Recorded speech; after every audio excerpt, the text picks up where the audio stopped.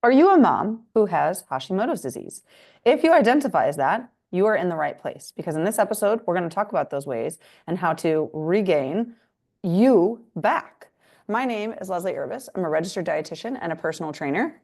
And as you know, a selfless overachiever in recovery, truly and wholly embracing herself and teaching other women to do the same. And today I have an awesome guest on here to talk about exactly this. And her name is Sami Aberstory. How are you today? Good. How are you? I am fabulous. I was thoroughly enjoying this before when we were talking about this because I have so many friends that have gotten this diagnosis and even like acquaintance. It's so funny. I feel like when somebody has this and I'm a dietitian, they like almost immediately say it to me as if like I know, like we could be just like casually chilling in a restaurant and like all of a sudden they're telling me this. And normally the next thing is, and I'm just so tired. Right? So if I'm identifying with this, I'm probably saying that to myself. So where do you kind of start? Like where, this can be huge and kind of like, how do I even begin? So where do you kind of begin with these women? Um, Mindset. Mindset is like the first thing that I want to work on because if you're constantly telling yourself you're tired and, oh, I'm so tired, I can't do that. I can't do that. I have this disease. I can't do that. And you're constantly feeding that to yourself. That's what your mind is going to believe. That's what you're going to ultimately believe about yourself. And then you're going to be setting yourself up for failure. So if you can change those thoughts and change what you're saying to yourself, and yeah, I'm tired. I'm a mom of three. Like, I have Hashimoto's disease. Of course I'm tired. Like, those are normal things. But if I say, yeah, I'm tired, but I can still do X, Y, and Z, and I put myself and I reframe it of it's okay to be tired, but it's also okay to still do these things. And that reframe and that thought process is going to be the biggest thing that helps you.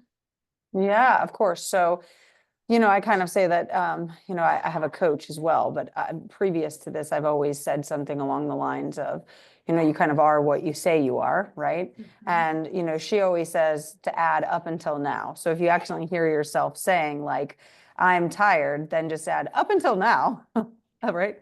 So it's like, I'm tired up until now. Or if you cut yourself ahead of time, you can be like, up until now, I am tired. And now I have all the energy in the world. And what's funny is that I feel like at one point, like every mom can resonate with this, that you're just like, I am so tired. I watched this thing on Instagram this past week, because Instagram just sends you things. And it literally was this man who does research in sleep that said that men need 6 to 8 hours of sleep, but women actually need more. We need like 8 to 10 because men produce their hormones not only in the adrenals but in the not adrenals up here but in the adrenals but in their testicles, right? And women don't. Women only produce them in their adrenals. And I was like, huh. And little did I know that really for the majority of my life I've gotten like 4 to 6 hours of sleep. And like, how does that even work then with a mom? I mean, she's probably surviving off of the hormones of the baby, especially if she's breastfeeding. Like, that's why I think we were built to survive during that time, to breastfeed sometimes, because like you at least get better hormones and like oxytocin. Like, this is okay. I'm okay. Like I got 7 minutes of sleep, but I'm okay because here's this beautiful oxytocin telling me this, right?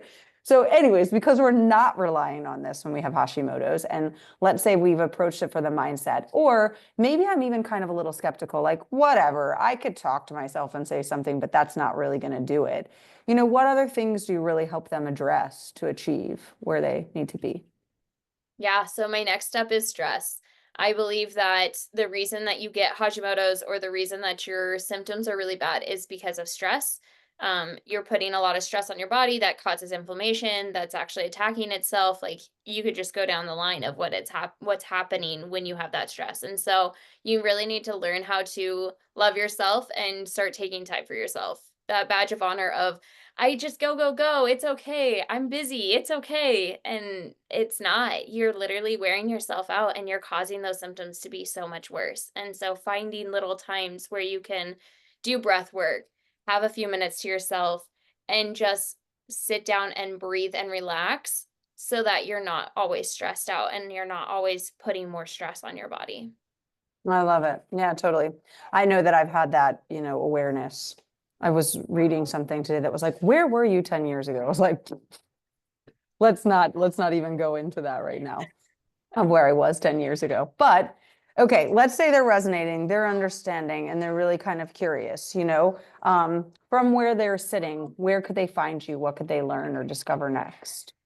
Yeah, so I'm on Instagram all the time. And then my next step would be for them to start doing some dietary changes. So that inflammation, it literally goes in and it attacks your thyroid, and that's why your thyroid is not working. It goes and attacks your pancreas, and then you don't make insulin, and it's not good. And so my next thing is for them to start taking out inflammatory foods and getting still the foods they love, because I did it wrong. I took everything out of my diet and didn't eat anything except for meat, fruits, and vegetables, and I was miserable.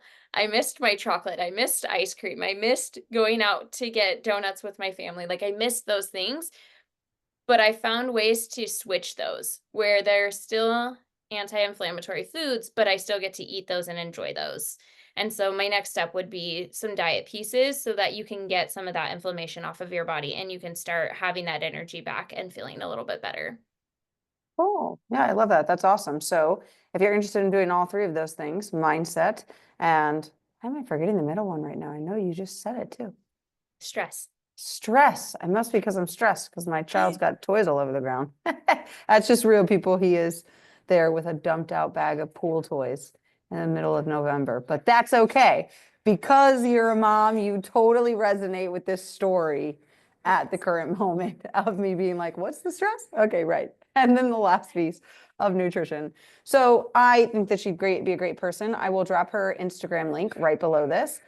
Please feel free, like, share, and subscribe to her. Ask her all the questions as she has been through it and lived it and is capable there to address from her standpoint of view. So anything you want to leave them with? Any final parting words? No, just know that it's not forever, and that an autoimmune disease doesn't have to define your life. I love it. That's fabulous. Great way to end it. It doesn't have to define your life. So for those of you watching, again, the links are below. Please like, share, and subscribe, and I will see you all on the next one. Bye for now. Have a fit and fabulous day.